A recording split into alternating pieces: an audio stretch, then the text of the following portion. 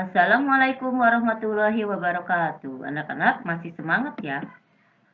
Hari ini kita akan membahas tema 4 globalisasi, subtema 2 globalisasi dan manfaatnya. Adapun muatan pelajarannya yaitu pelajaran IPS, pelajaran IPA dan bahasa Indonesia. Kita mulai pembelajaran ke-1. Kita telah mengetahui pengaruh globalisasi yang terjadi di sekitar kita. Tahukah kamu apa manfaat globalisasi? Bagaimana globalisasi dapat terjadi? Ada berbagai manfaat adanya globalisasi. Di antaranya yaitu, pertama, memudahkan kita untuk berkomunikasi dengan orang lain. Yang kedua, semakin terpangkasnya waktu dalam melakukan perjalanan. Yang ketiga, kemudahan dalam mendapatkan pemuas kebutuhan. Yang keempat, segala jenis informasi dapat kita serap sesuai kebutuhan. Salah satu manfaat adanya globalisasi yaitu memudahkan kita untuk berkomunikasi dengan orang lain. Komunikasi salah satunya itu penggunaan bahasa.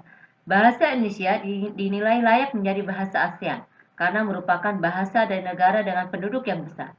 Bahasa Indonesia berasal dari negara dengan penduduk sekitar 250 juta, seharusnya bisa menjadi bahasa ASEAN.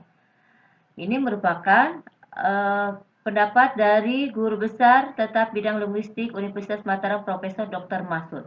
Menurut Bang Masun, bahasa Indonesia memang hanya memiliki 90.000 kosakata, tetapi mempunyai strategi gramatikal untuk menciptakan kata baru, sehingga bahasa Indonesia merupakan bahasa yang kaya. Dalam bahasa Indonesia, kita bisa ungkapkan apa saja, jadi masuk akal kalau bahasa Indonesia diakui di ASEAN. Bahasa Indonesia itu sempurna, tidak kaku, dan bisa berkembang.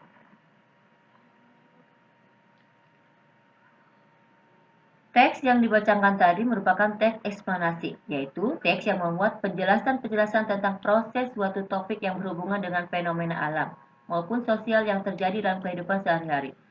Struktur umum teks eksplanasi terdiri atas pernyataan umum, deretan penjelas, dan kesimpulan. Berdasarkan teks eksplanasi tersebut, kita bisa membuat pernyataan umum. Pernyataan umum teks tersebut yaitu bahasa Indonesia dinilai layak menjadi bahasa ASEAN karena merupakan bahasa dari negara dengan penduduk yang besar. Deretan penjelasnya, bahasa Indonesia memang hanya memiliki 90.000 kosakata tetapi punya strategi gramatikal untuk menciptakan kata baru, sehingga bahasa Indonesia merupakan bahasa yang kaya. Kesimpulannya, jadi masuk akal kalau bahasa Indonesia diakui di ASEAN. Bahasa Indonesia itu sempurna, tidak kaku, dan bisa berkembang. Indonesia melakukan berbagai bentuk kerjasama dengan negara yang berada di dalam ASEAN.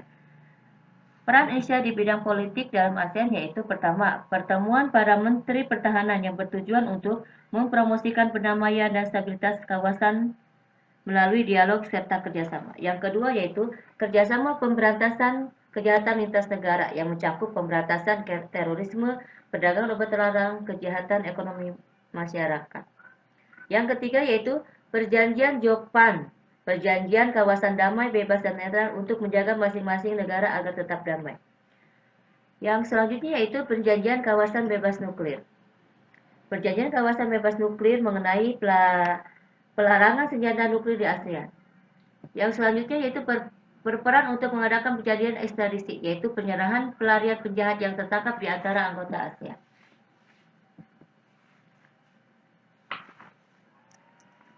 Salah satu manfaat globalisasi juga yaitu memberikan kemudahan dan mendapatkan pemuas kebutuhan. Listrik merupakan kebutuhan penting bagi kegiatan manusia. Dalam kehidupan sehari-hari, kita selalu menggunakan listrik. Cara menghemat listrik yaitu pertama, mematikan televisi bila tidak dilihat.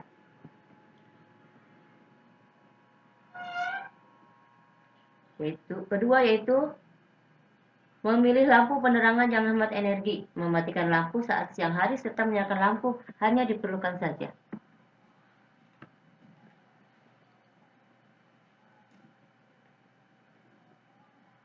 Yang ketiga itu penggunaan setrika listrik dengan cara mengatur panas yang sesuai dengan kebutuhan jenis pakaian, sehingga penggunaan listrik menjadi berkurang.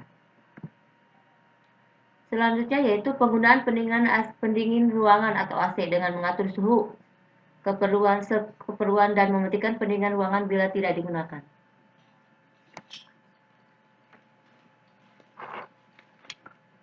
Selanjutnya yaitu menggunakan lemari es dengan memilih lemari es yang hemat energi.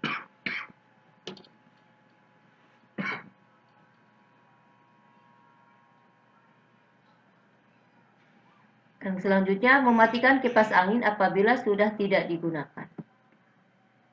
Ya, demikianlah pembahasan tentang cara menghemat energi. Terima kasih. Wassalamualaikum warahmatullahi wabarakatuh.